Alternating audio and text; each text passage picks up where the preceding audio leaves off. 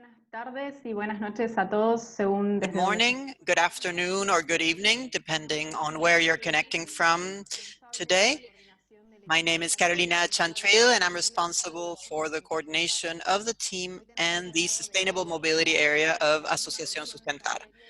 I am proud to present this last session in this series of virtual seminars, and therefore I'm very happy to welcome you officially to the closing of this virtual conference entitled Decarbonizing Transport in an Unprecedented Global Crisis.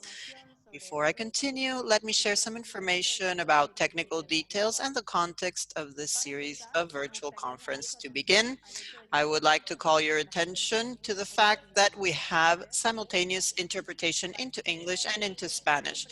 In order to access this, you can press on a globe icon on the lower bar, and by clicking on this globe, you can choose the language of your choice.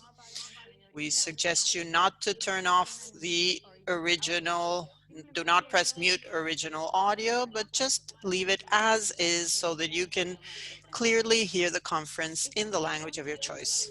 This session, as all other open sessions of this conference, is being recorded. The recordings, both in English and in Spanish, of this session and previous sessions that have been part of the conference can be found online in the link shared on the screen, and which my colleagues will share in the Zoom chat as follows. You can also find presentations by all the speakers that have participated in the panels and sessions of this conference.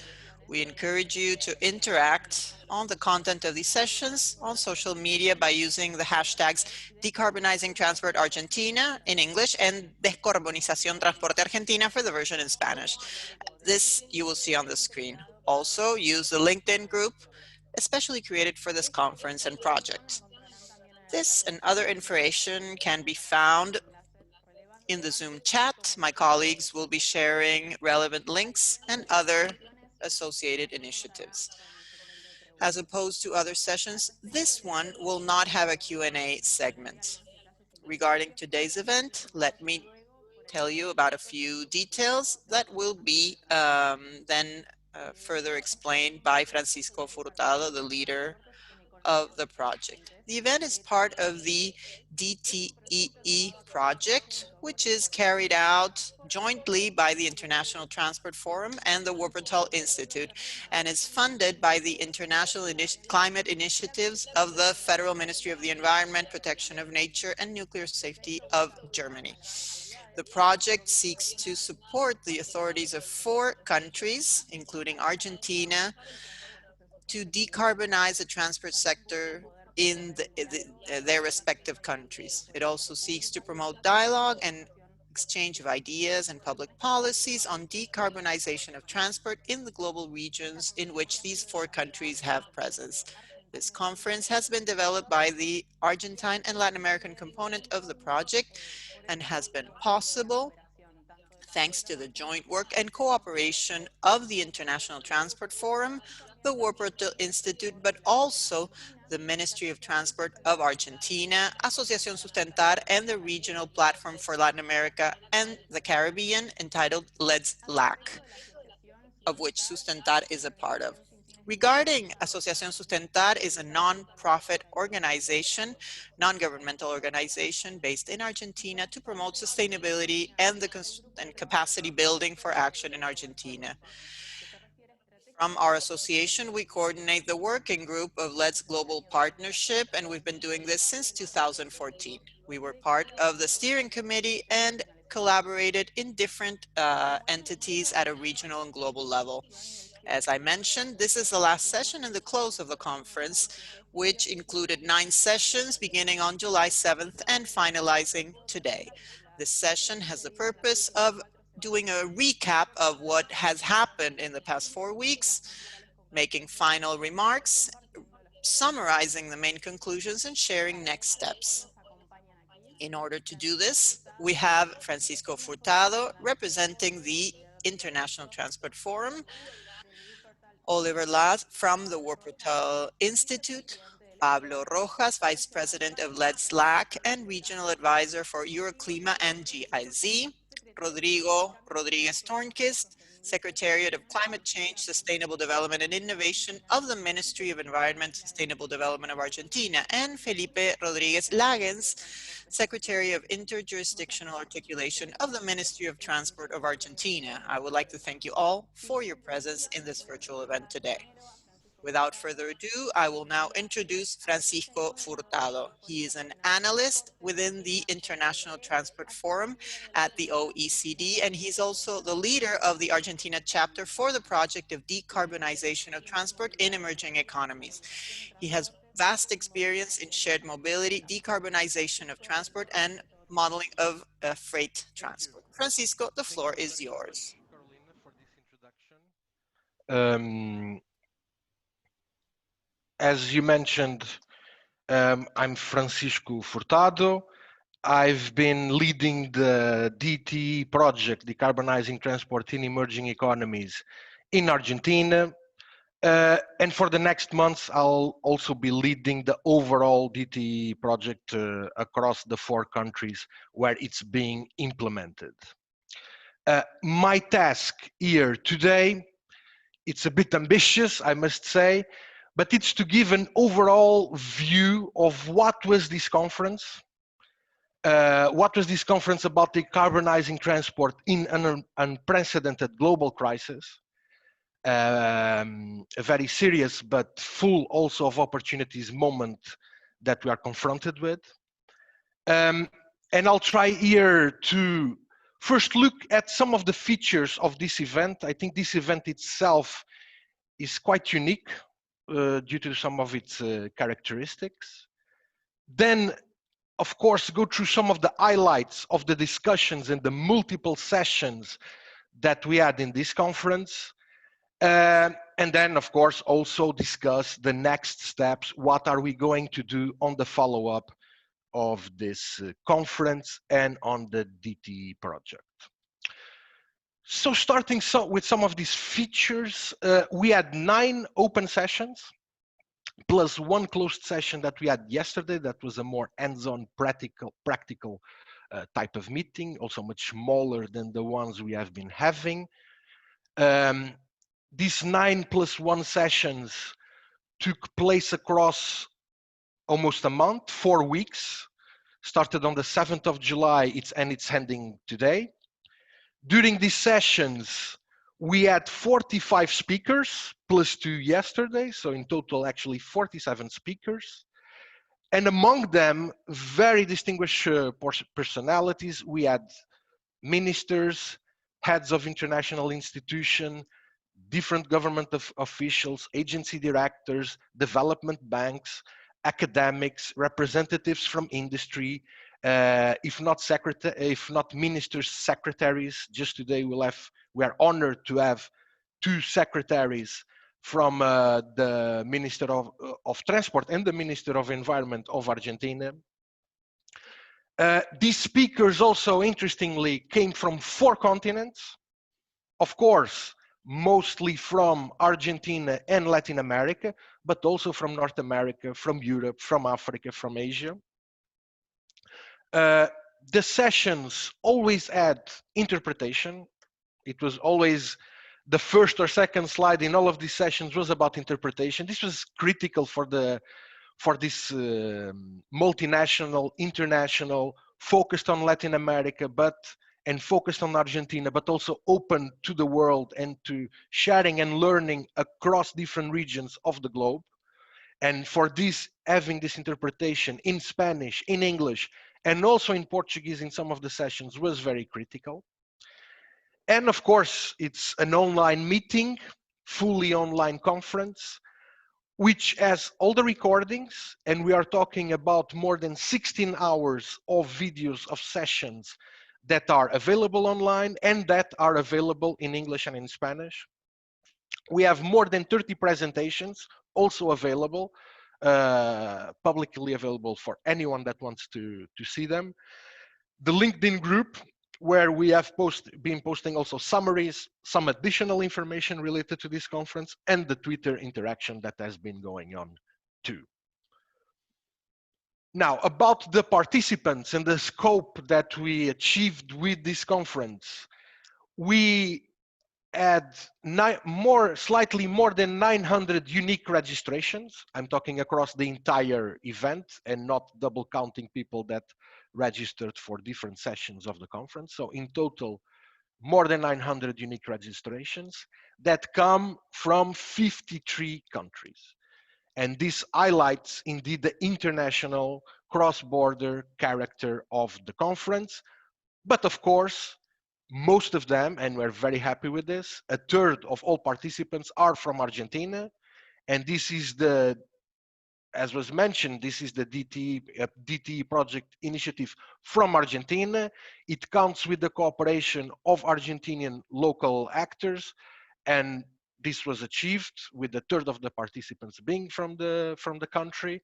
And another objective was to have a Latin American reach, and 2/3 of participants are indeed from Latin America. And I just add one thing, at least for International Transport Forum initiatives, it's the proportions are generally not this. We are an international organization that covers all the continents, but of course our membership is has been more European, and this is reflected in the participation in our events. But in this case, we did achieve the objective of indeed having an Argentinian and Latin American focused conference. But as I was saying, it covers the 5 continents. The 5 continents are represented here. Of course, when 2/3 are from Latin America, you can see most of the countries here are also from Latin America. And it's a big pleasure to say that practically all South American countries, with the exception of Suriname and Guyana, but all the others, at least the Spanish and Portuguese speaking countries, all of them had registrations and people that registered for this event. Another interesting, very interesting feature is that 44% of these registrations were women. And sometimes we say that the transport sector, and particularly the freight sector, because we approach different topics on transportation, but with a higher focus on freight. And it's generally said that it's more a male-dominated environment. But it's interesting that these numbers show us that there is interest, and maybe there is more balance than what the perceptions of the sector tell us, and maybe what we can see from the leadership of organizations or in the field. So it's also with pleasure that we say we almost had a very balanced registration between genders in this conference. And I'm talking here about the registrations. It's easier, the way the reporting is done by the tool we are using, it's easier to get the registration numbers. But we did also manage to get the number, or have an estimate for the number of unique participants at this conference. So people that actually logged in and viewed the conference. And we can say at least, if not more, 600 people have participated or have viewed one or another or all sessions of this conference. And a last piece of information about, but what is the background of these people? So 25% came from government and different levels of national government, either national, either municipal or provincial. But an equal number, other 25%, came from the private sector. And these are the 2 big groups in terms of background. And after the government and private sector, then we have also research institutions and universities, which also were a sizable component, although a bit less. And then after that, we have international organizations, professional organizations, both national and international, and NGOs. Okay, now moving to the content and the discussions themselves that we had during this conference. As was widely discussed, the overall theme of this conference was how to coordinate, how to articulate the transport decarbonization agenda in a time of severe crisis. And how can decarbonization and transport decarbonization initiatives help with the economic recovery, help also achieving more resilient systems, and trying, of course, to identify what are the major challenges, opportunities, both bottlenecks ahead, bottlenecks, but also what can we leverage to achieve these objectives of combining decarbonization, recovery, and resilience. Of course, it is hard to extract from this conference a comprehensive summary and ready to use set of policy recommendations. First, because, like I was saying, we had more than 16 hours of discussion with a very wide scope in these discussions that went from metropolitan governance to ports and inland waterways. But also another issue that must always be underlined when we are at this moment in history and when we are discussing this topic, which is an unavoidable word called uncertainty. So we always have to have these two things in mind. But nonetheless, we will try as best as possible to extract what were the key highlights, what were some of the major problems that were identified, and also the major initiatives and insights that we can obtain from these 16 hours of conference that we just had. And then I here come to the word opportunity. It has to be the first word to be mentioned. Maybe after crisis, we have to put opportunity. Every crisis is an opportunity. This is not different. Public policy will have a decisive role and is having a decisive role on how the recovery will take shape. And so policymakers have here an opportunity, I would say a rather unique opportunity to shape how this recovery will take place. Part of this opportunity is not just public policy, digitalization.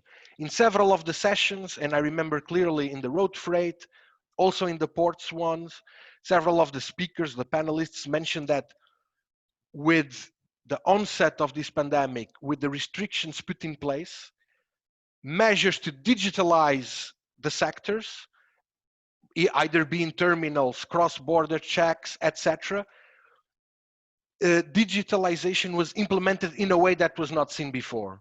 Because faced with the necessity, there was an acceleration of the deployment of this type of tools, something that wouldn't have happened otherwise. Build back better. So it's an opportunity to build back better.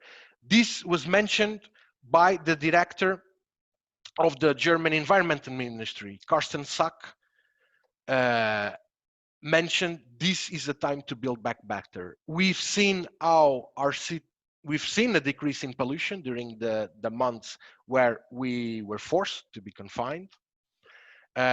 We've seen how congestion decreased. We've seen how cities have changed and, for instance, bike lanes have multiplied. And with the instruments we have at hand and that we need to create, this is an opportunity that we have to build back better. This is also a time of profound change, accelerated change, but a change that also has to happen in the planning of the measures. And this is something that Minister Gloria Hutt mentioned in the introduction session. It's not just the change that happens around us, it's also the change in the plans, in the policy plans, transportation plans that has to happen to accommodate the crisis that we witness. And then international, and Minister Mario Meoni was the one that clearly mentioned this. This is an international crisis. The pandemic has no borders. And the answer to this crisis has also to have an international component. Particularly, and since we're talking in this conference, the sharing of experience, the sharing of knowledge is something that is going to be essential to overcome the crisis. And I've spoke a lot of opportunity, but of course, there's also roadblocks, serious roadblocks ahead. To say there are financial constraints, maybe it's too obvious, but it has to be mentioned here in the slide. Also the fears, and fears, many of them that are justified. The fears of contagion, the fears of unemployment, the fears of how long will the crisis last and how soon can we actually see an economic recovery. And fears that lead, and as I say, we cannot be patronizing and we can understand these are very justifiable fears, but fears that lead, for instance, in the transportation sector to the increase in car use. And we've seen presentations about how mobility has evolved in the last months in the metropolitan area of Buenos Aires. And we've seen that car use is not to the level that it was before this crisis, but as people move more, there is a relative increase in car use. And this is something that has to be also addressed. Now, I talked and I reviewed a bit what was said in the introduction section for many of the ministers, other high-level representatives from institutions. But right after this introduction, we had a more focused discussion on this topic too, on the overall theme of the conference by several experts. And starting by Nestor Roa from the Chief of Transport Division of the Inter-American Development Bank. And he focused a critical aspect that the financing for projects and the financing for transport projects and others have to take in account a more sustainable future. This is actually something that we already see from many development banks. We see in some of the recovery plans being implemented, namely in Europe. And this is something that is already happening and needs to be fostered even more and needs to be taken in account. This is one of the tools, if not the major tool, to build back better and take advantage of the opportunity before us. The issue of equity was also raised. Decarbonization and decarbonization of transport cannot happen if equity concerns are not taken into account too.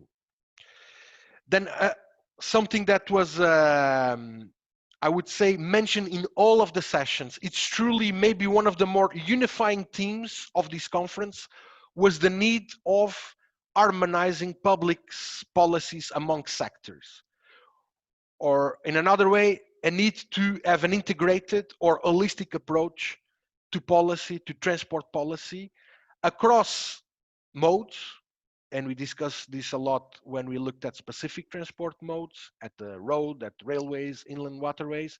But we also discussed among this integration of policies between different levels of government at a metropolitan scale, and also an integrated approach between not just inside the transport sector, between the transport sector, energy, territorial development, and other sectors of activity. Another key point is the need for an increased policy focus on logistics. Public policy for many years was not very keen in addressing freight and particularly logistics. This was seen as a private sector area, and public policy was much more directed towards passengers and passenger mobility, urban mobility. But we are at the stage that logistics matters for public policy. Logistics is key for the decarbonizing efforts, and the freight sector and logistics need to gain a higher priority in public policy, in the focus, and even not just public policy, I would say in the research world too, even in the methods that are used to evaluate and study these phenomenons. there is much more literature, much more standardization of methods and methodology on the passenger and urban side than, for instance, on freight. Another not so much an opportunity now, but an issue that we cannot escape is also that with this pandemic, there is a steep decrease in the oil prices, and this is something, this decrease in oil and hydrocarbon prices, it's something that can affect the decarbonization agenda. Particularly from the private sector side, one of the big motivations to decarbonize is, of course, to be more efficient and have less costs with fuel. And in some sectors, fuel can be up to 30 or more % of the cost structure in a company. But when we have, when the costs of fuels decrease, when the costs of fossil fuel decrease, of course, the motivation, this cost motivation to achieve higher efficiency and decarbonize also decreases. I talked here also about international, that answers have to be international, or at least in part international, but we also see an increase in barriers. Barriers to prevent the spread of the virus, but barriers that affect also freight flows and flows that are essential, and barriers in a way that that give strength to previous trends that we could witness even before this pandemic crisis, certain trends of retrenchment, of going back to a kind of inner looking view on oneself, cutting ties to the global community. And so this is another phenomenon that we have to take care and take account in our equation when designing the transport decarbonization agenda in a time of crisis. And of course, the word uncertainty is here. Now, road freight was the first specific sector we addressed in the conference. And freight, let me say just a couple of words. I was talking about here the need to increase freight in the priorities in public policy. And indeed, for instance, in Argentina, more than 50% of emissions nowadays come from freight transport. More than half of the emissions in the country in terms of transport come from the freight sector.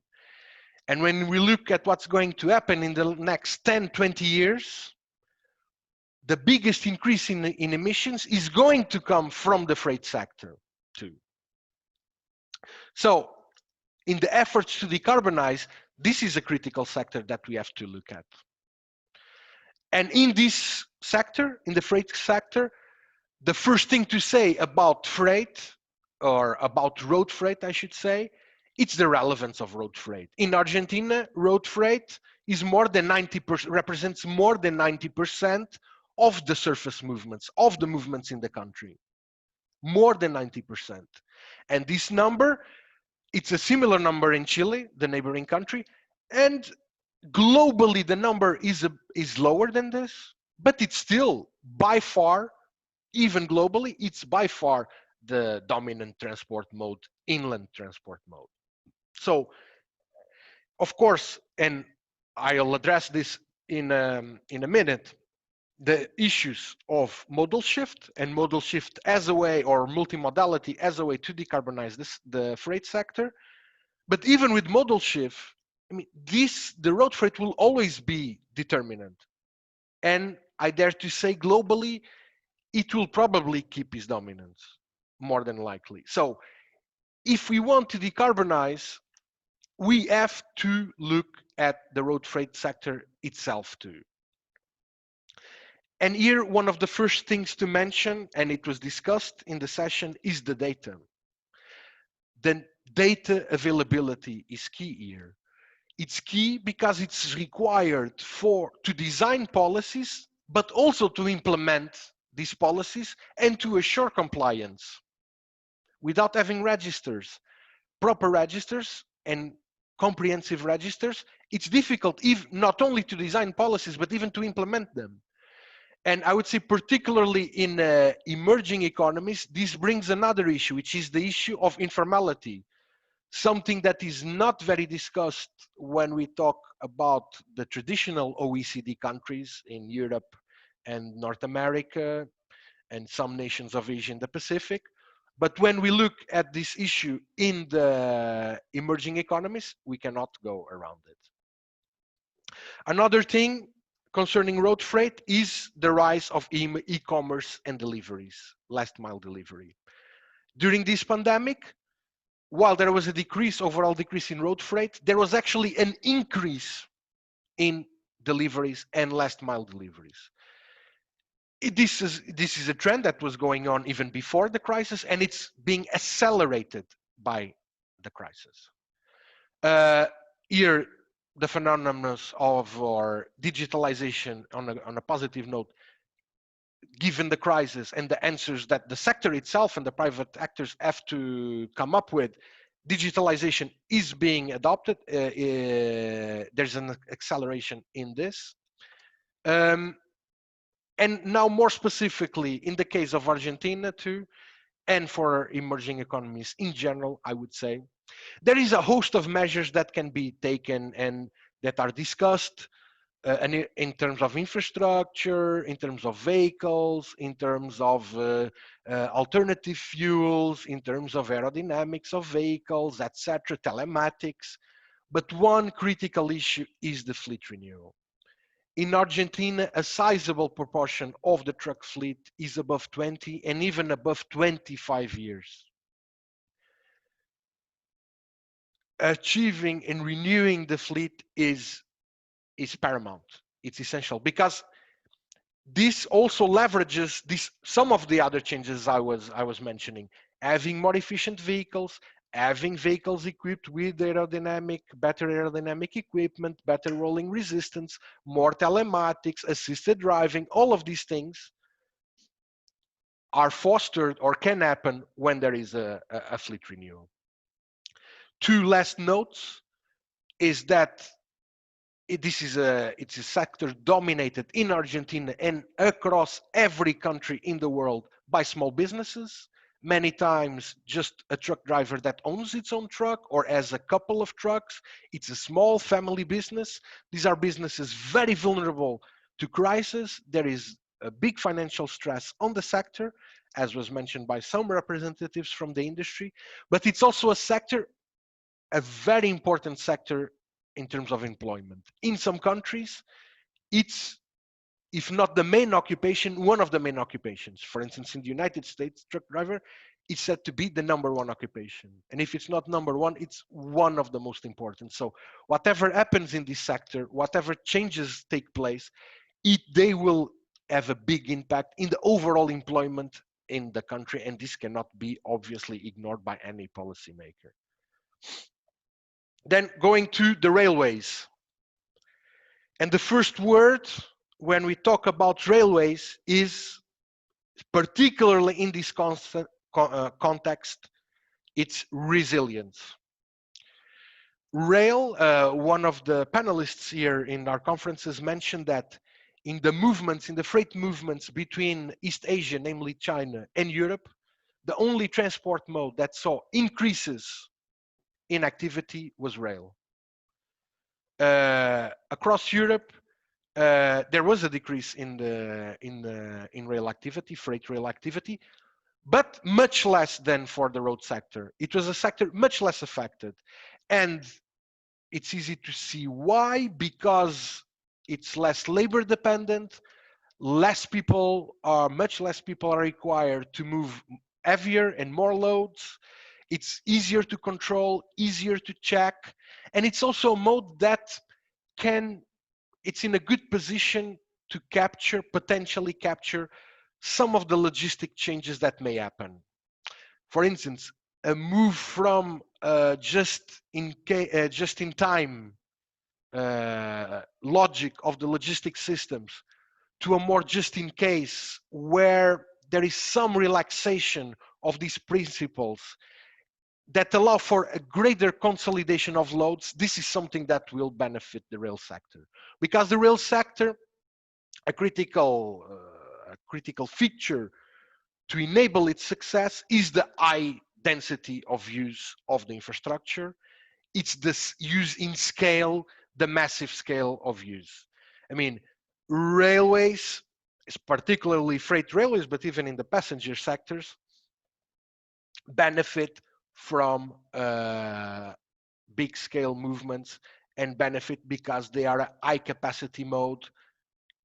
And if this capacity and demand doesn't exist, if the logistical chains are not set up in a way to enable this consolidation of big scale loads, then of course its attractiveness will be lower.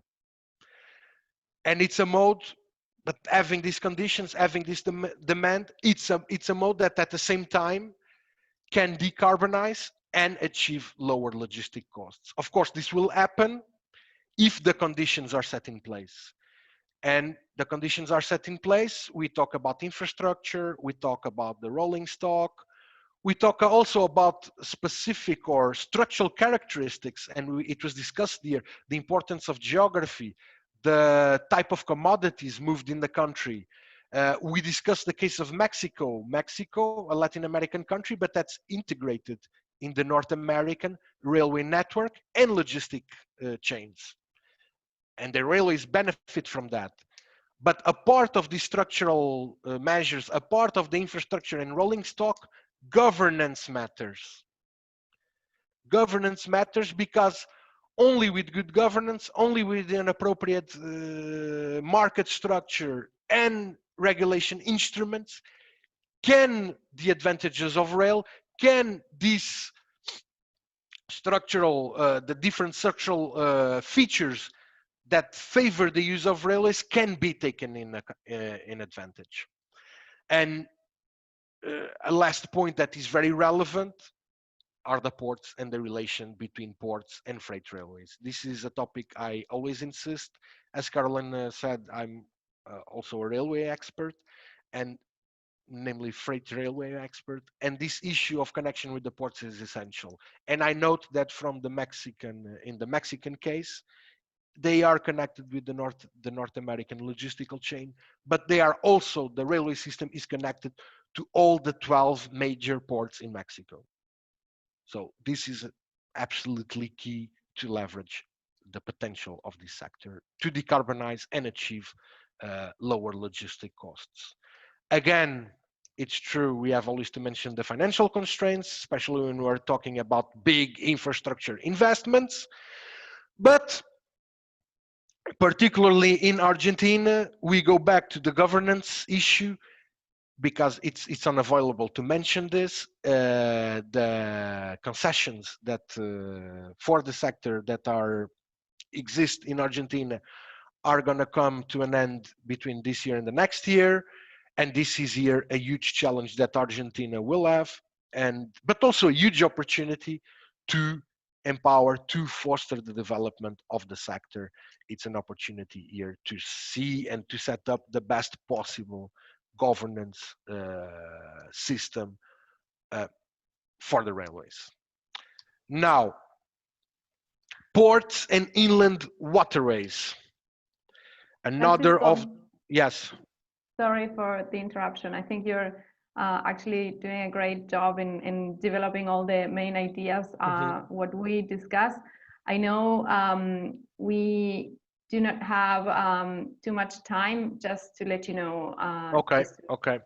I'll try to do the best, but as we discussed, it is, and it is indeed a challenge to summarize all the rich discussions we've been having along this conference.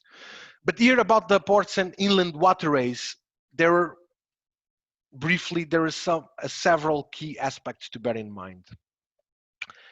And one aspect that jumped to mind, and this came with the presentation of the Brazilian director for the Ports and Waterways Agency in Brazil, is that he mentioned that the volumes of ports have actually been stable a long time in Brazil. and along this last month. And this highlights an important feature of this crisis too, which is it affects us all, but it's important to have also bear in mind that different sectors, different regions are also affected in an unequal way. A good news from the last years across Latin America, and we heard this from Brazil, but also from Paraguay, is there's been an increased use of inland waterways and also of cabotage, of maritime domestic shipping, namely in Brazil. We've seen how this sector, namely the inland waterways, were fundamental to support increases in production in the hinterland of Latin America, namely agro-industrial production, and enabling this increase in production to be channeled towards the exporting markets. It's a sector with a huge potential. It was mentioned in some cases, one tugboat with several barges can replace hundreds, almost 800 in some circumstances, trucks. And it's also a sector that is going through, namely the ports and terminals, where the deployment of digitalization is increasing. It's also a sector, namely the port and maritime shipping, very sensitive to shifts in trade patterns and demand. It's a sector that's been geared in the last years towards these huge economy scales, to a huge scale, and with the contraction of demand, many of the way the sector has been developing is now being put into question.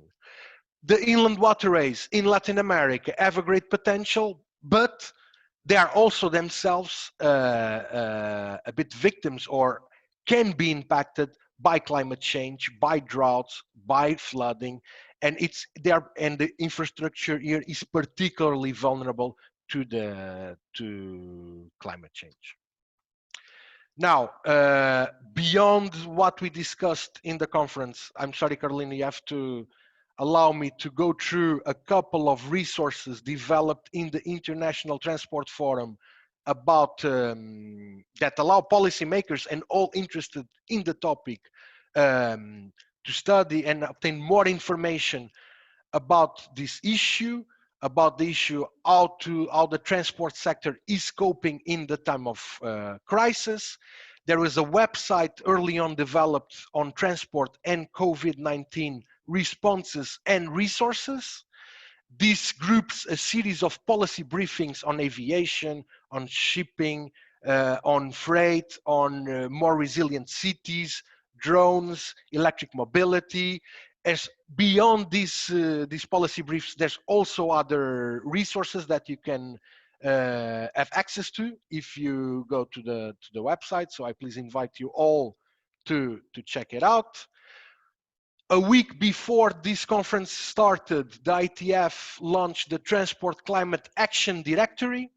This is a list of more than 50 measures and policies to decarbonize the sector. For each of these measures, there is a description, there is the impacts on emissions are accounted for, the interactions with other measures, the impacts on equity, the AVATs of implementing this measure. So I also invite you all to see this more than 50 measures and growing in the Transport Climate Action Directory. This is actually the result, I must say, of years of work in the International Forum.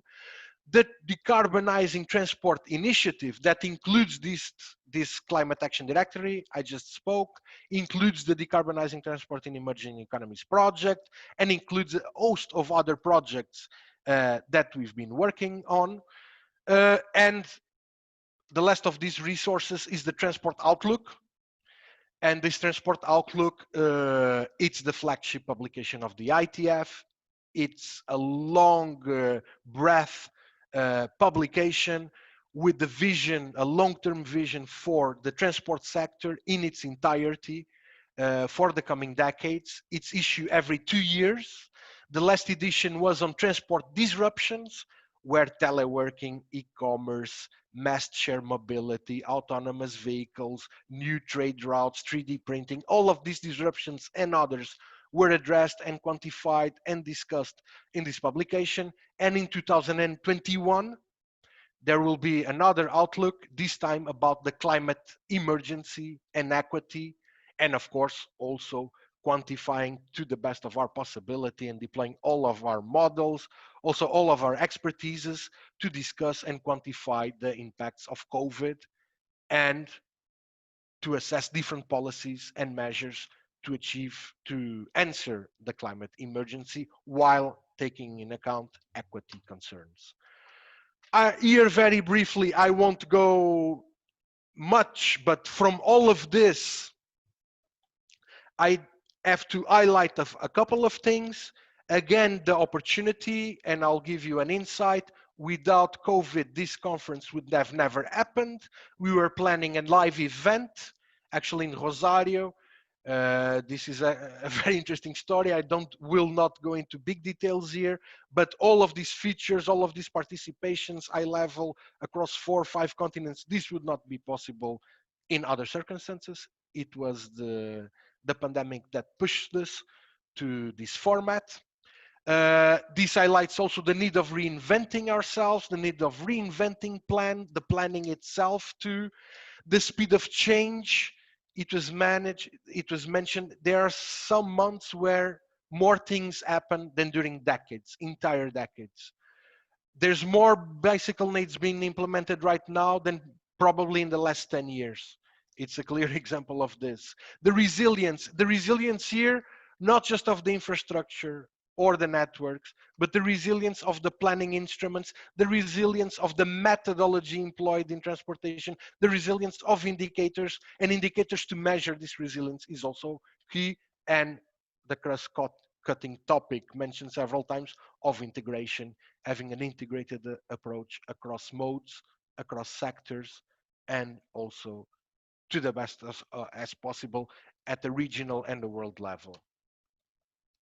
Okay, I'm now reaching my conclusions, Carolina, and mentioning and when I talk about not the conclusions, but the next steps, and when I talk about the next steps, the first thing is to mention that the project is also going on, this decarbonizing transport in emerging economies is also going on in Argentina, Morocco, India, and Azerbaijan. In these countries, like in Argentina, we already did a first series of kickoff meetings.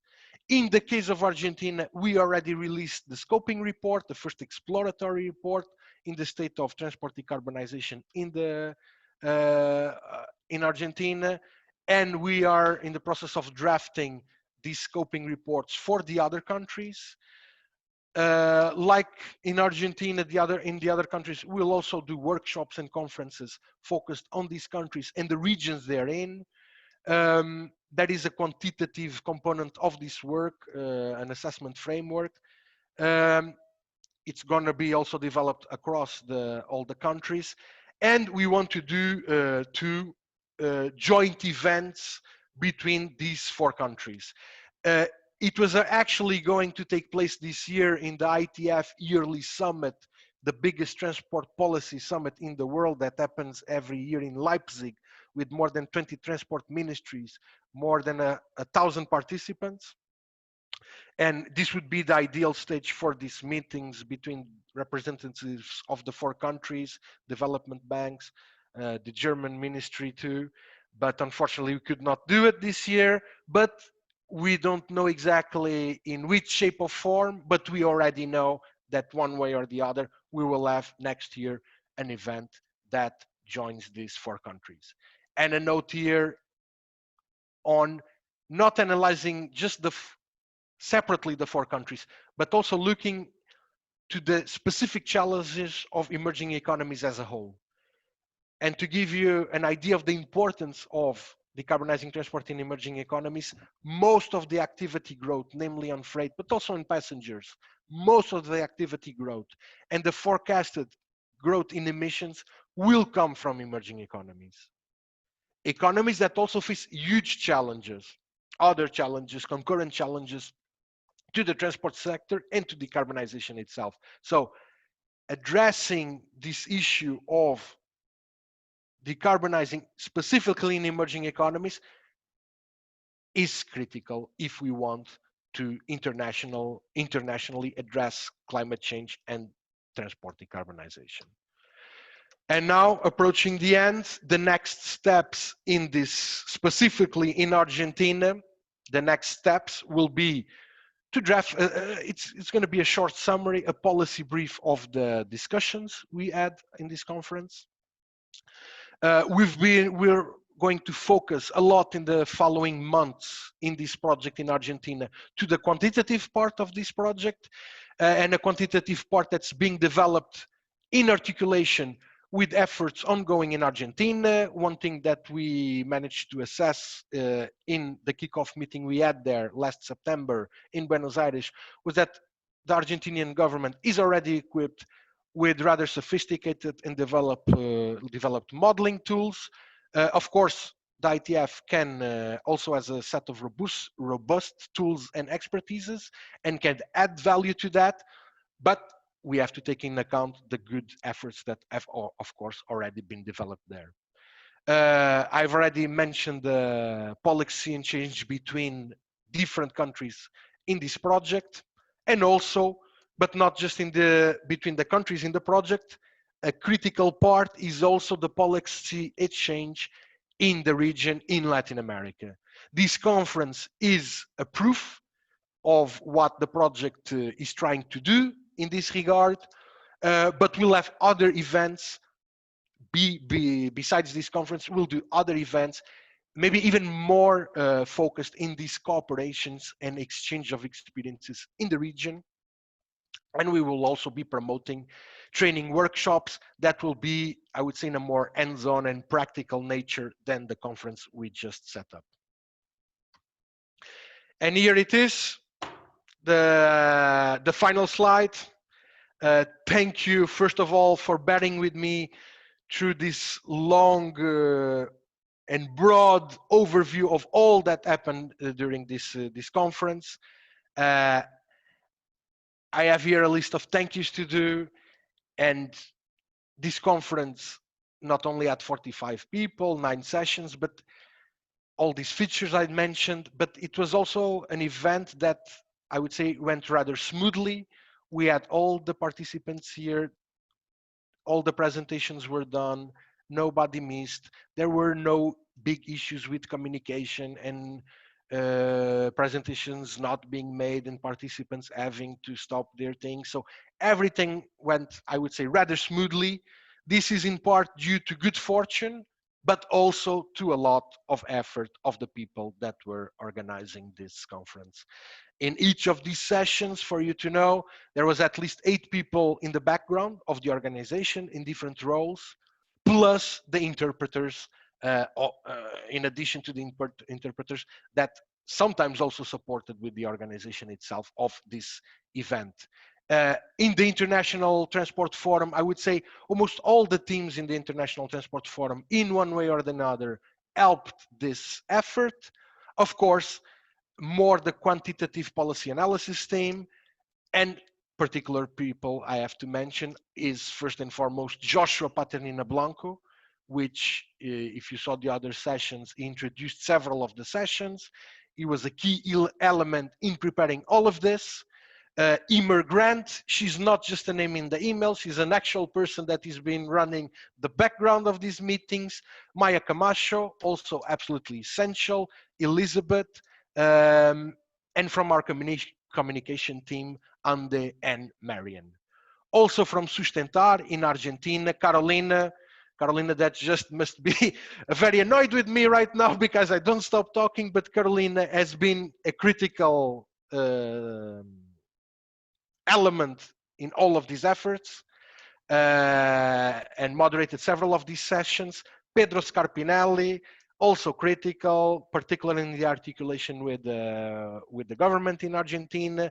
Agustina, Andres, and a special word to someone that is going to speak after me, Rodrigo Rodriguez, Tornquist, We met him, and he was not yet in the position he has today as Secretary of Climate Change.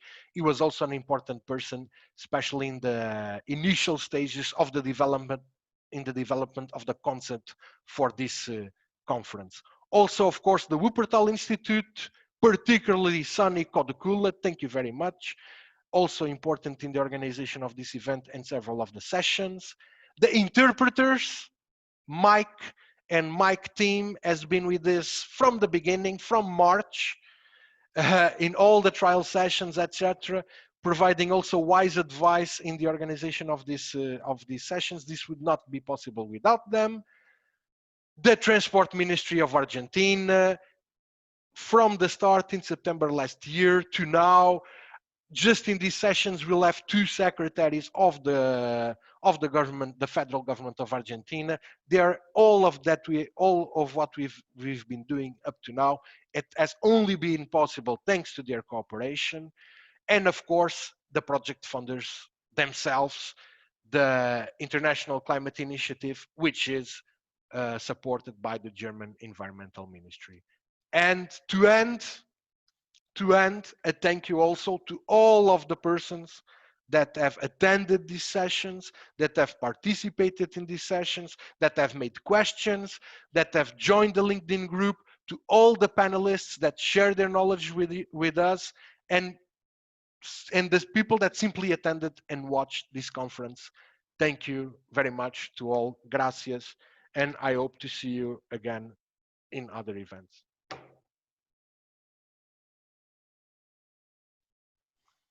Thank you, Francisco. Muchas gracias, Francisco. Thank you very much, Francisco, for your presentation. I think it was really a wonderful recap and a reflection of how rich these discussions were in these last weeks regarding decarbonization of transport in these regions. I think that the number of important messages reflects the fact that we have a lot to learn, a lot to exchange, and a lot to work on in this regard. Thank you. We will now hear from Oliver La. He is the leader of the Mobility and International Cooperation Research Unit at the Wuppertal Institute, and he also coordinates the EU-funded Solutions Plus flagship project on sustainable urban mobility in Europe, Asia, Africa, and Latin America. He was a lead author for the 5th IPCC assessment report and was a member of the Habitat 3 Policy Unit on Urban Services and Technology. He teaches at the universities of Berlin and Rotterdam, and he led the Decarbonization of Transport project. Oliver, thank you very much for joining us, and you have the floor. Thank you very much for the introduction, and thank you also, Francisco, for the very comprehensive summary. So I'm not doing this, I'll just share a few perspectives from our side. So our role as the Wuppertal Institute is to take the urban perspective to the Decarbonizing Transport project. And again, I would like to also thank all the contributors and all the participants for this very impressive and very comprehensive conference. So what we take out of this is that we had a very strong focus on logistics, and the linkages between passenger and freight transport at the urban level are very important to us, and we'll take this on board for our work going forward. I think the over 900 registrations from 52 countries, so that's quite something. Give a very impressive credit to the speakers and also the relevance of the topics. So the presentations that we have seen, they really emphasize the importance of urban logistics in decarbonizing the transport sector, and also decarbonizing the freight sector in itself.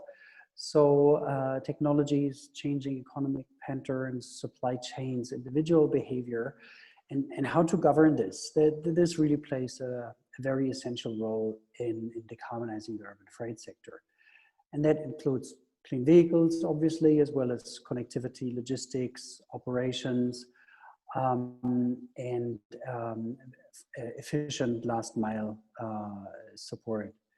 And urban logistics is not just, is not always on top of the political agenda of our local authority partners. And bringing that to the top of the political agenda is one of the tasks that we're having. We have seen from our friends from Rosario and Bogota some examples where city authorities can take a strong role and boost the efficiency of local logistics, bring in electrification to last mile logistics and reduce freight emissions, both CO2 as well as harmful emissions. So this integrated approach to people and good transport is really very challenging, of course, because it involves a vast number of actors, of operators, users, customers, and local authorities need to play a role in this, and many are taking on this challenge.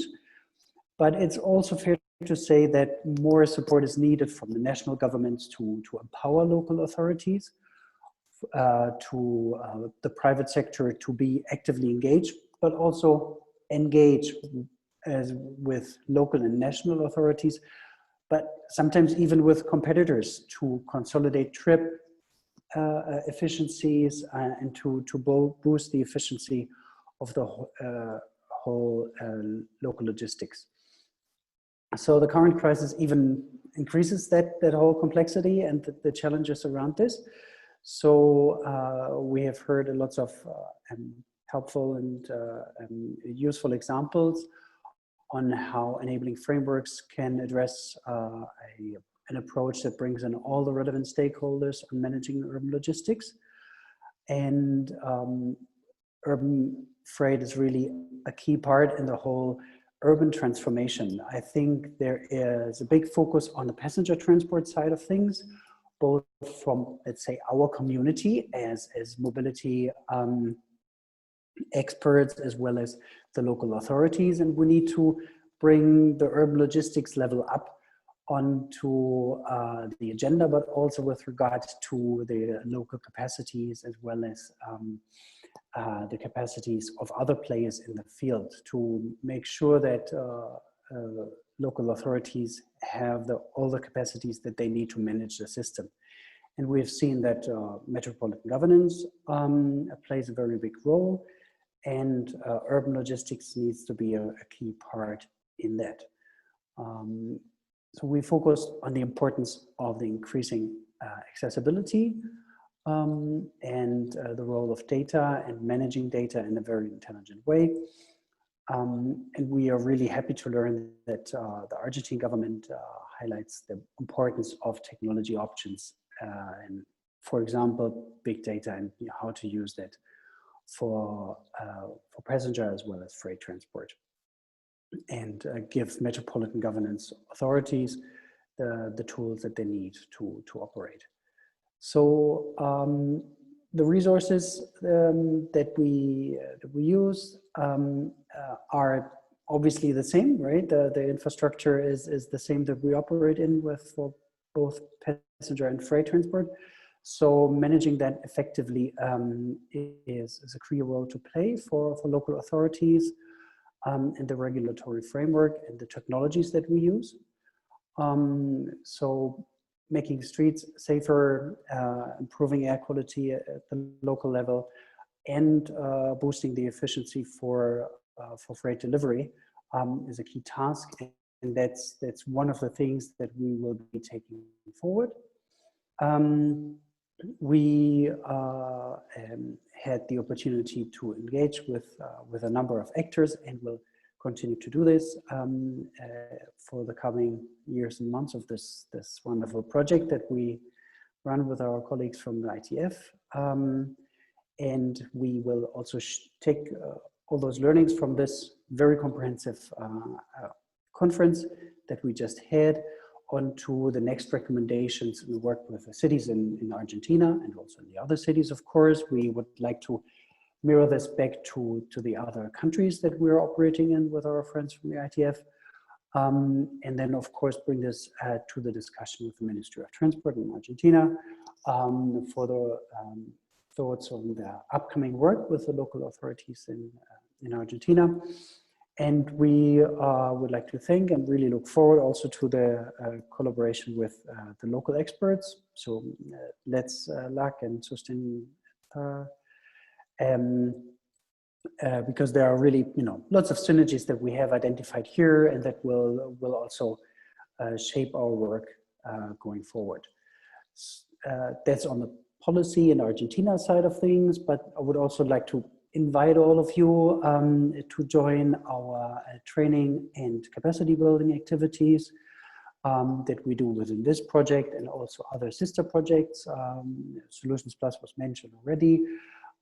This is where we'd like to share more experiences from Latin America, Europe, Africa, and Asia on passenger and freight transport with a particular focus on the urban level. And we would also like to share then those invitations with a group of this conference here.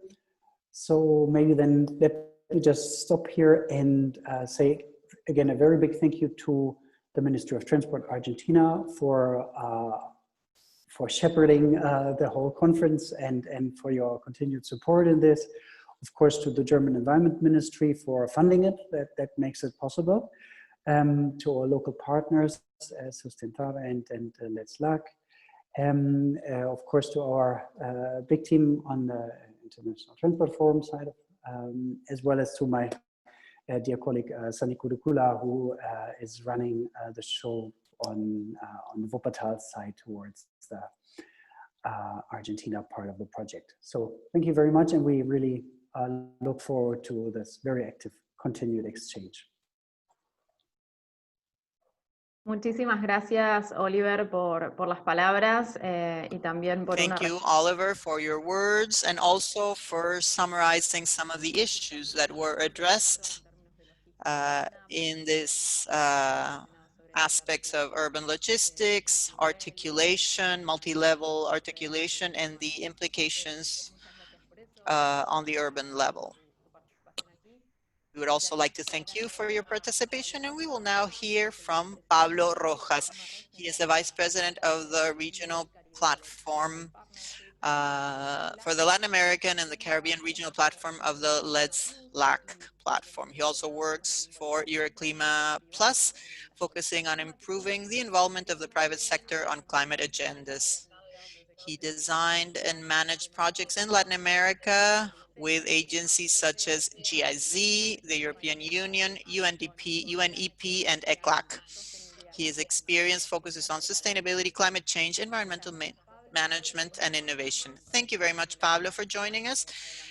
On behalf of Let's LAC, you have the floor.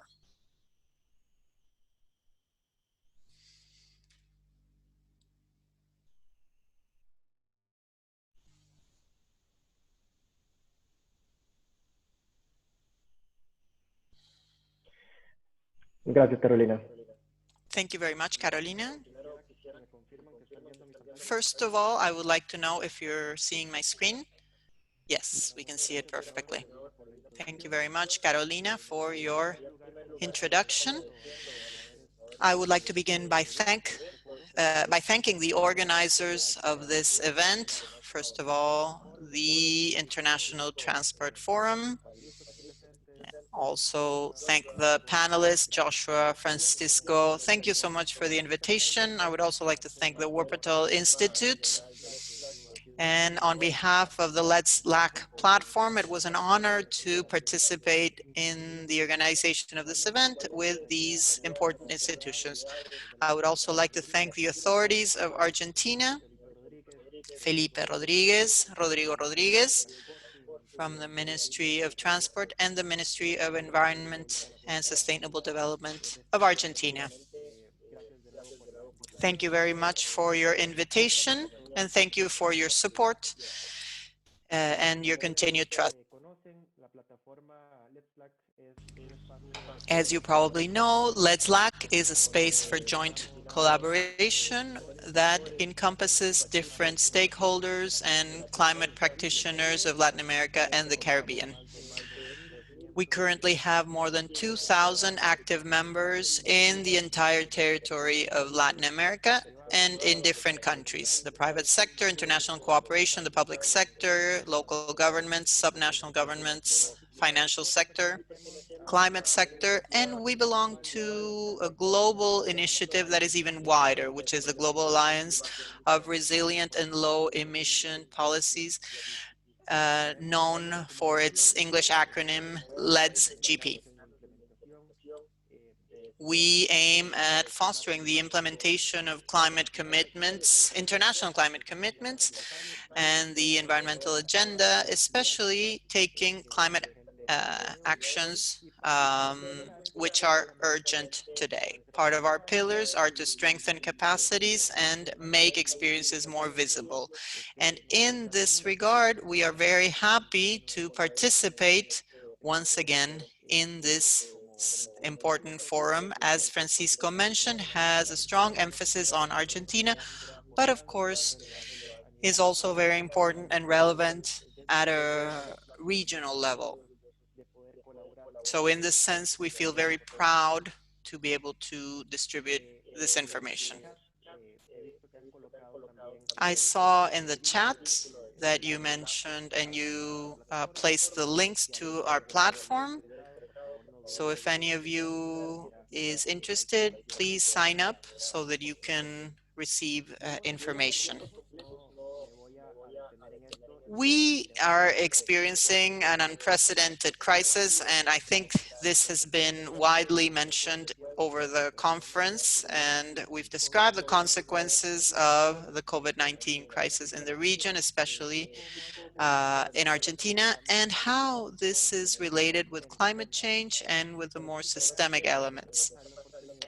But I would like to mention as well something that has been mentioned several times, which is the fact that we mustn't lose focus. Although it is understandable that countries right now are focusing on the health crisis and the economic crisis brought about by the COVID-19 pandemic. But if the planet was a person, was just a human being, right now, we would have a patient with an acute illness, which is COVID-19, which shows very strong and severe and urgent symptoms. And just like a person, it is understandable that we are using all of our resources, are using all of our strength to cure the disease. However, we must not forget that as patients, or as a patient, the planet is also undergoing other chronic illnesses. And climate change appears to be a more serious and chronic illness. When you take a look at the left, when you talk about flattening the curve and that health services cannot collapse or the economy cannot collapse, we should also think that beyond all this, there is a greater wave or a greater curve, and we cannot forget about climate change. We must apply an integrated and holistic approach.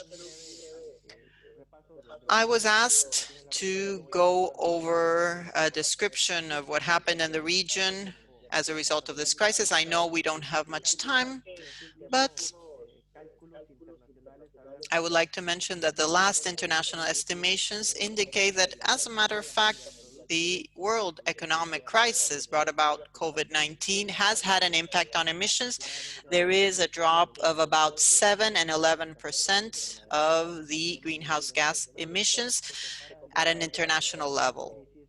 And this is compared with previous crises, you know, the Great Depression, the World Wars, but this is even more acute if we see the drop in the emissions and how fast they are dropping. However, this reduction does not respond to a systemic solution, and it's not really a result of having dealt with the root causes, but rather an acute economic crisis and the paralysis of the economy. So in this chart, we can see that specifically in Latin America, right now we are expecting an even higher contraction, even more profound than the ones that we saw in these crises that I mentioned, World War I and the Great Depression. As Francisco mentioned before, this will have an impact on us all, but not in the same way. This will have a certain impact on vulnerable populations that had been already hit hard by systematic problems. And what COVID-19 did in a way is catalyze or accelerate these problems. Has created some new situations, but mostly has worsened some systematic problems that these populations already endured. So in terms of climate change, this might mean like a pause in the trends, but if we analyze the different channels, we can conclude that unfortunately, it is not really a break that the climate change is taking. We are seeing a rebound effect in many areas, and many of you probably already saw these assessments. And on the other hand, in order to comply with the Paris Agreement and its most ambitious goal, which is not to exceed 1.5 degrees Celsius of increase in global temperature, we must reduce emissions of greenhouse gases in average 7.6% every year for the next decade between now and 2030 in a sustained manner. In other words, we need a crisis such as a COVID-19 crisis every year between now and the year 2030 if we are to reduce greenhouse gas emissions as we did this year. And this is of course impossible. I'm mentioning this as an anecdote, yes, and why this situation should not be considered as an example of how to fight against a systemic problem. As you can see on your screen, the main idea is that without a structural and systemic change, the reduction of emissions brought about by COVID-19 will be very short-term and will not have a very high impact. We actually need a reactivation of the economy, especially in a sector such as transport, which is so relevant for the region. But we cannot reactivate economy for any activity and not go back to business as usual. We need to prioritize actions which on one hand will create the economic reactivation that we so urgently need to create high quality jobs that most countries are requesting urgently. The crisis will generate 30 million new people in conditions of poverty in Latin America, and some countries will suffer this more than others. But at the same time, we must not forget the environmental and climate change agenda. Apart from generating economic reactivation and jobs, they will need to reduce emissions and increase resilience, both in terms of climate and in terms of sustainability overall. In several organizations and forums such as this one, there is a discussion on green recovery, which we need at a worldwide level, and Latin America is no exception. This situation, unfortunately, is not bringing problems one after the other. We cannot afford to attack first COVID-19 and then wait until we solve this to start dealing with climate change. And then once we solve climate change, try to focus on social inequality, and after this, focus on sustainable development. We don't have the time, we don't have the resources to do this. Everything is limited right now.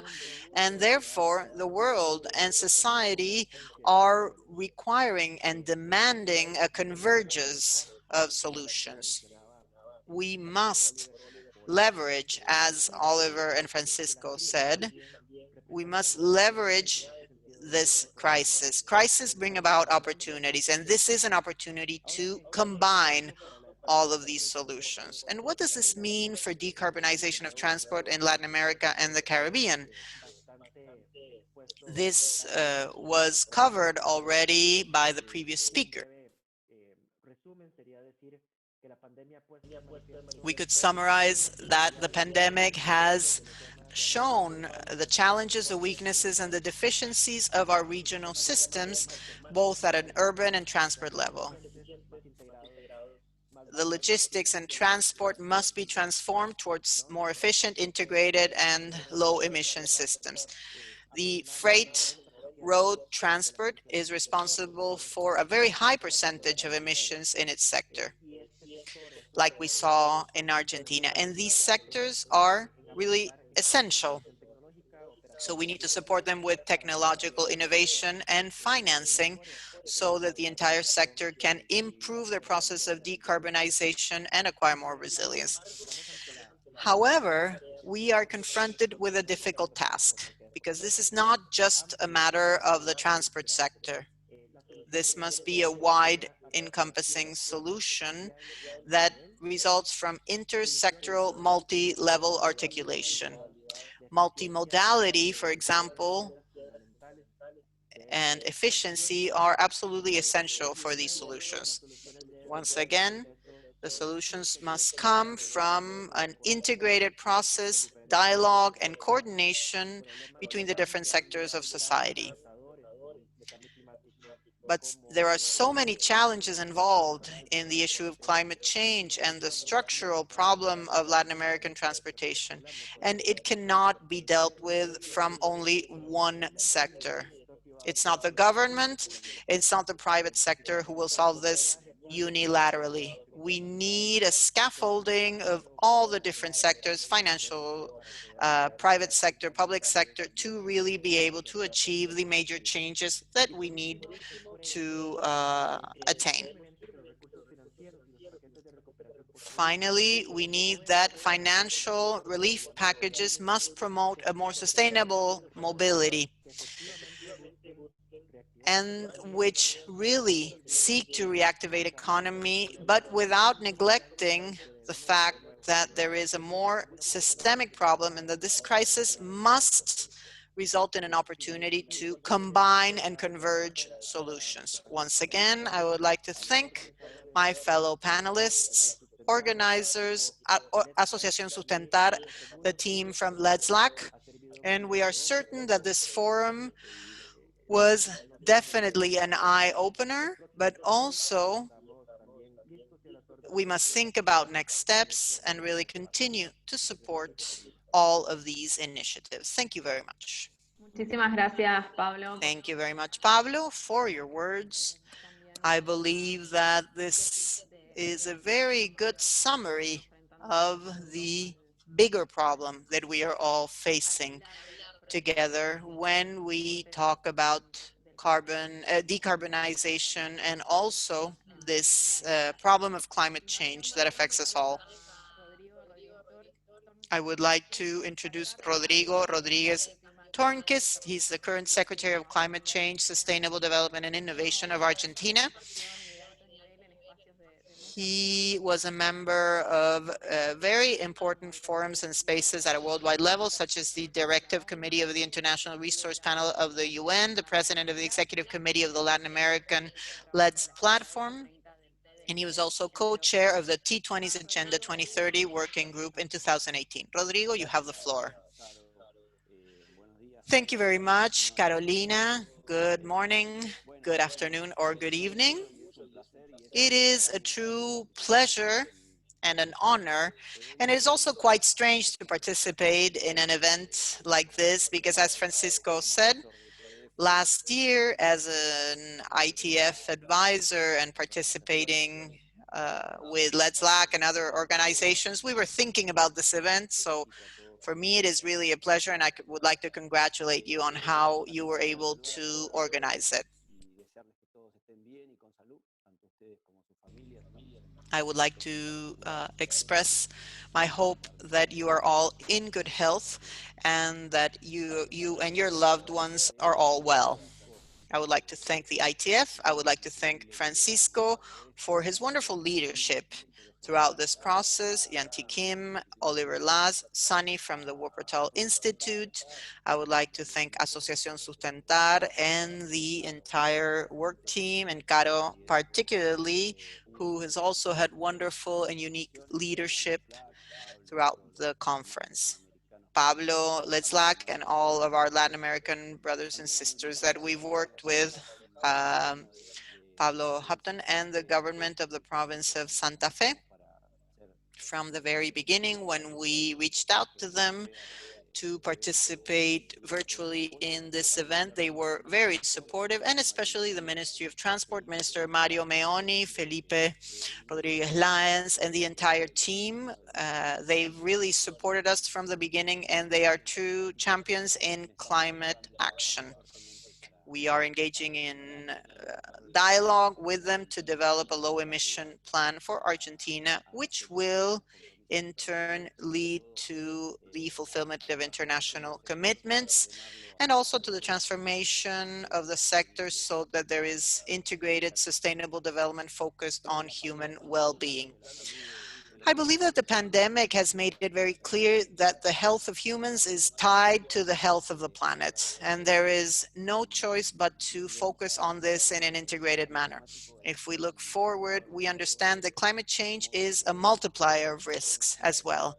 So this is an essential discussion, and this is why I would like to thank the ITF particularly for this and for their efforts throughout these years in which they've been working with the countries of the region, particularly with Argentina, and also their support.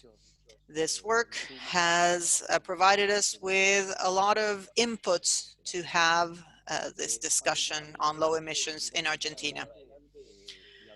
If I look into the future and I think about opportunities, I believe that the pandemic has brought us a window of opportunity. This window will close in a few months, and it's an opportunity to really combine the climate agenda and align all of the post-pandemic items with the climate agenda and integrated sustainable development, integrated with the human rights and social agenda. And here you might wonder, what is there to learn based on the pandemic for climate action, and what are the positive or negative implications of the pandemic for climate action, and what can we do in these new efforts to really recover, help recover economies and help those people who are enduring conditions of poverty and who will be particularly vulnerable in the face of the crisis that is coming, in order to protect them and to strengthen their capacities in this sense. The transport sector, as Francisco mentioned, is a particularly relevant sector with 50% of emissions and a third of the energy consumption at an international level. This sector requires special attention. In this sense, we are working closely with the Ministry of Transport to design a second version of a plan for climate change. And we are doing so from an intersectoral, interdisciplinary perspective and within the framework of the climate change cabinet. And there is a law that was passed in November last year. And according to this law, the administrative coordination falls under the scope of my secretariat.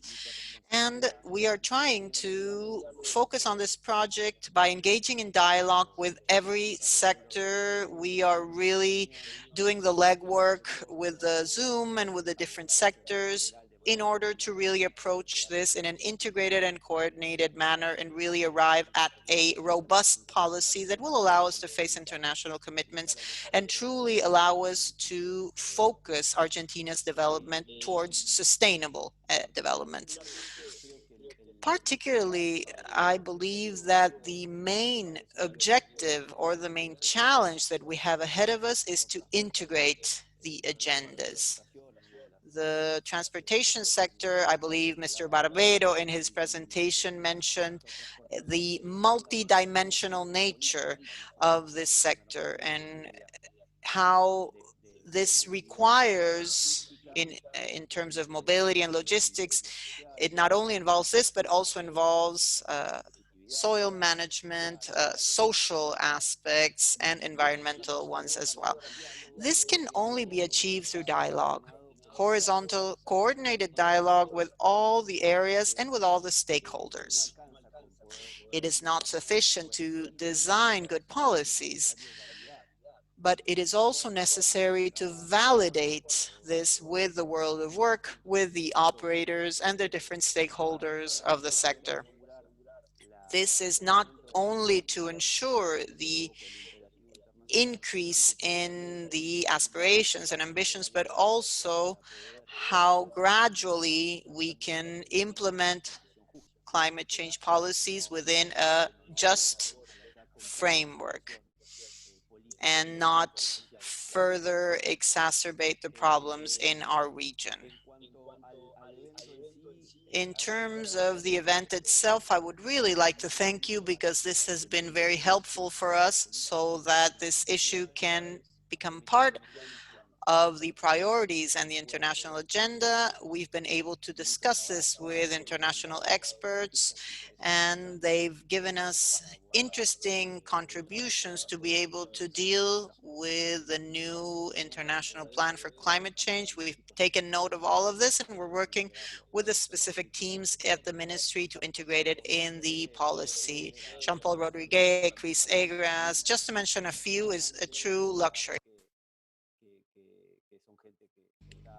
I believe that these people are really ahead in terms of how the process should take place. So I believe that their vision is truly unique and essential.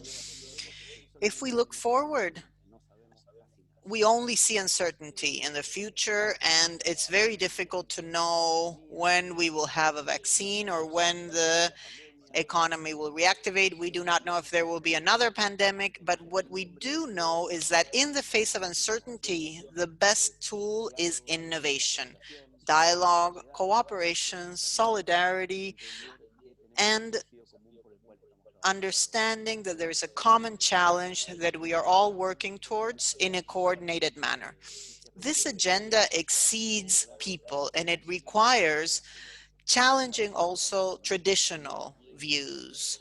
We are thinking about policies for 10 years time, 20 years time, 30 and 40. And in this region, I believe this is unprecedented.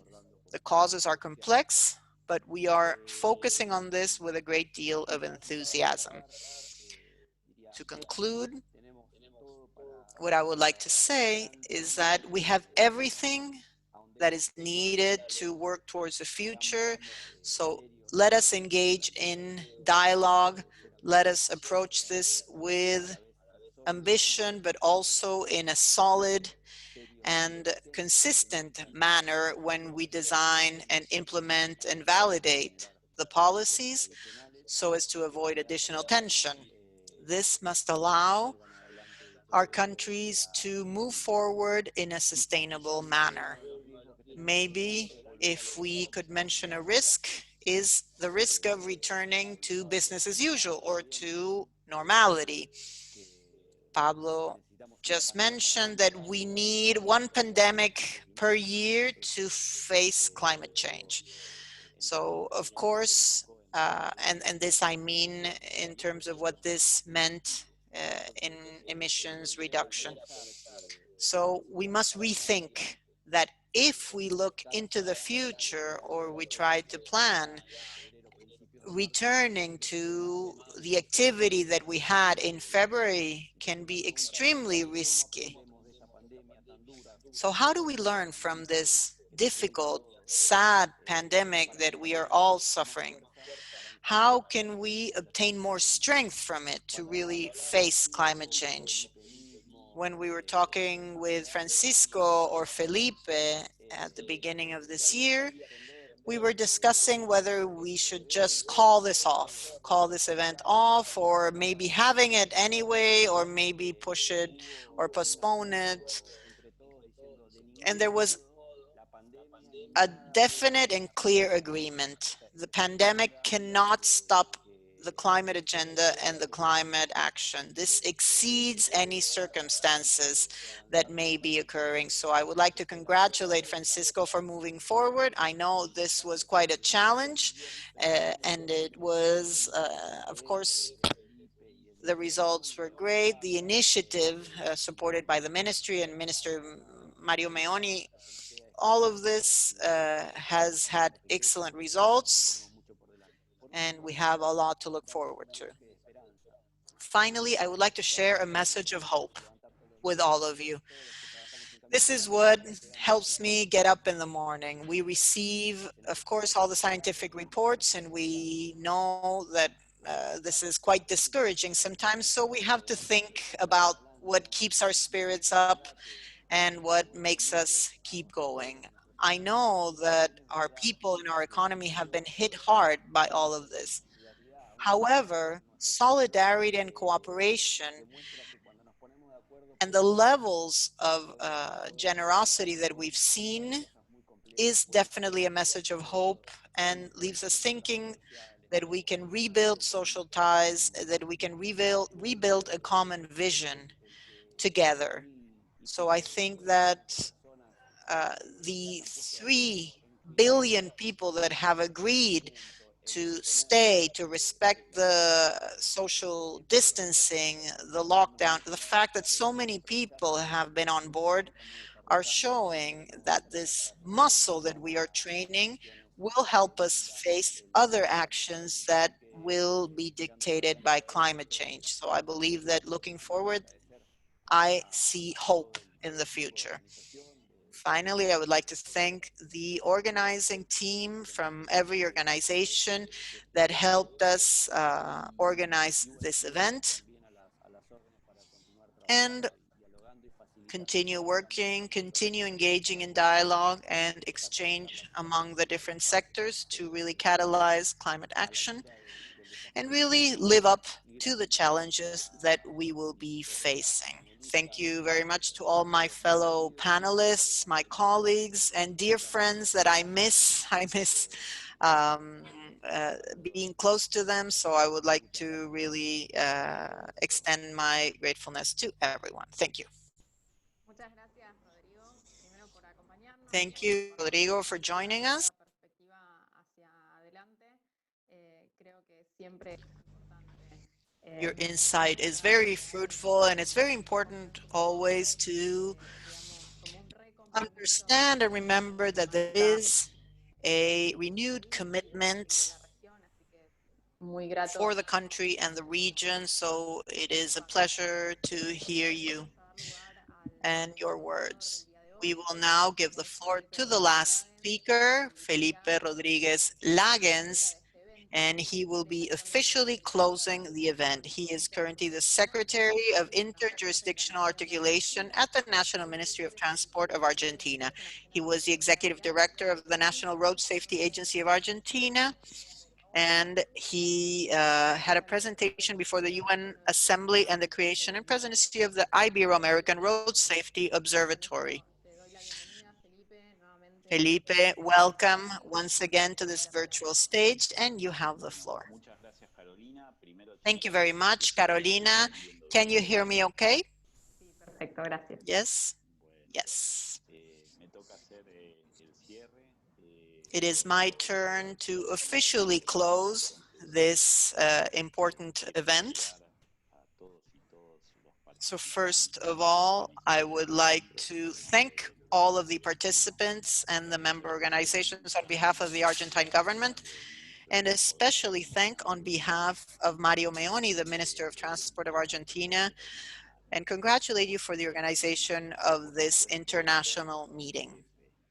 Of course, I would like to thank the ITF and its Secretary General for his continued support to all the initiatives in the region. The governments thank you profoundly for these actions. I would like to thank Francisco Furtado for his support, for the organization of this event, and for his commitment not only in organizing this event, but also in every action developed by the OECD in our country. We participated in the seminars organized on transport and COVID, also the initiative within the framework of the worldwide pandemic, which had the support of all the authorities. I would like to mention Stephen Perkins and Philomene Perquet, who since 2010 have supported the actions in issues of mobility and road safety in our countries and the entire region through the entity called OICEVI. Regarding the issue of climate change, which today is affected by the pandemic, the leadership of Rodrigo is fundamental to really interrelate all sectors horizontally within the Argentine government and in relation to all the sectors of society, the NGOs that need to intervene, the companies and organizations that also must intervene in this issue. So Rodrigo, you have the entire support of the Ministry of Transport to carry out this crusade and this initiative that will definitely entail a lot of effort. I would also like to point out your relationship with the different countries of Latin America in order to move forward.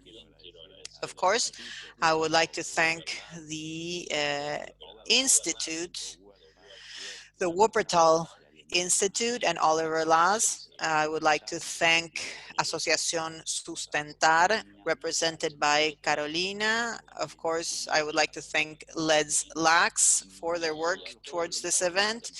And of course, all the panelists and participants who shared with us their own perspectives and their own experience within their governments or their organizations.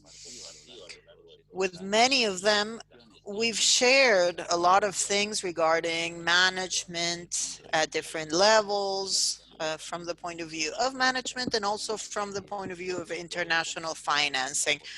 I remember meetings organized by the ITF, by Nicolás Estupiñán, who is now in the government of Bogota, introducing all these changes. Academic specialists such as Jose Barbero, Chantrell Rodriguez, Chris Sayas, and other multilateral organizations, Nestor Roa, Julieta Abad, or Veronica Raffo from the World Bank. Without them, it is difficult to lose our compass, and this is very helpful. As the rest of the speakers said, we are confronting an unprecedented global crisis. And the speakers analyzed the different issues, the drop in the GDPs of Latin America, similar to the crisis of 1914 or 1930. But this one is the most severe in the last 150 years. And the GDP is dropping severely with all of the implications that this involves. But our trend goes towards an exacerbation of this situation. We will see a plateau, but there is much uncertainty on what will happen later. Within this complex scenario, it is very important to work with this perspective, where policies that are carried out by focusing on health and economic recovery, there will be a systematic prioritization in the issue of transport and also with a strong focus on decarbonization. The Ministry of Transport, together with Rodrigo and the Secretariat of Environment and Climate Change, will assume the responsibility to support nationally determined contributions. Our commitment is in full, and this will have a very significant importance in the next year. So this is something important to point out.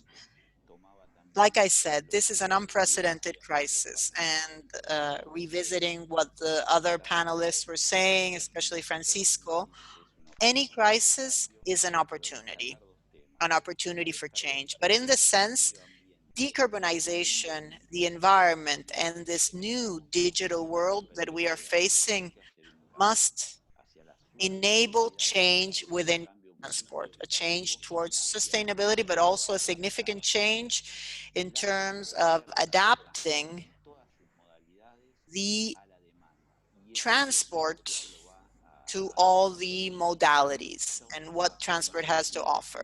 This will be one of the essential issues, and it will really focus on the future needs that we will have. All of this brings about many opportunities. So the Ministry of Transport of Argentina pledges to continue forward and continue our support in this sense. Pablo Bassano, also from ITF, and Carolina, of course, from Asociación Sustentar. This association has an essential role, and everyone who participated in the organization, the simultaneous interpreters and the technical team, I would like to thank them specifically. And an important person, Pedro Scarpinelli, who really focused on these issues very strongly, and he will be our link now and in the future. So with Rodrigo's message of hope, I support all of his words. And finally, I would like to thank you all. Thank you, Felipe, for your kind words. Once again, I would like to mention how important it is to have the commitment of the Ministry of Transport in our agenda. And without this commitment, this project would not have been possible, and this event would not have been possible. Without further ado, we've reached the end of our session and the end of our conference. You probably agree that this has been a wonderful conversation that took place throughout the month of July, and that there is great potential in Argentina and in Latin America to rethink and reformulate integrated actions for transport development, climate action, and economic reactivation. We would like to encourage you to continue interacting, both through Twitter, using the hashtags that you see on the screen, Decarbonización Transporte Argentina and its equivalent in English, or also participating in the LinkedIn group called Decarbonizing Transport Argentina. As we mentioned at the beginning of this meeting, all of the material of the conference is available in the event webpage and is open to public access. With this, I would like to thank the authorities and the speakers, Minister Mario Meoni, Rodrigo, and also, of course, thank the authorities from all of the organizations that participated in the project. I would also like to thank, like I said, the panelists, experts who participated and gave their time and dedication and knowledge to really make for a very fruitful exchange. It's been a pleasure for me to be part of this event. I would also like to thank the technical teams, the communications teams, and the interpreters who joined us throughout the conference and have been highly valuable for a very productive dynamic. Finally, on behalf of the organizers of this event, the International Transport Forum, the Wuppertal Institute, the Transportation Working Group from Let's LAC, I would like to wish you a very good day.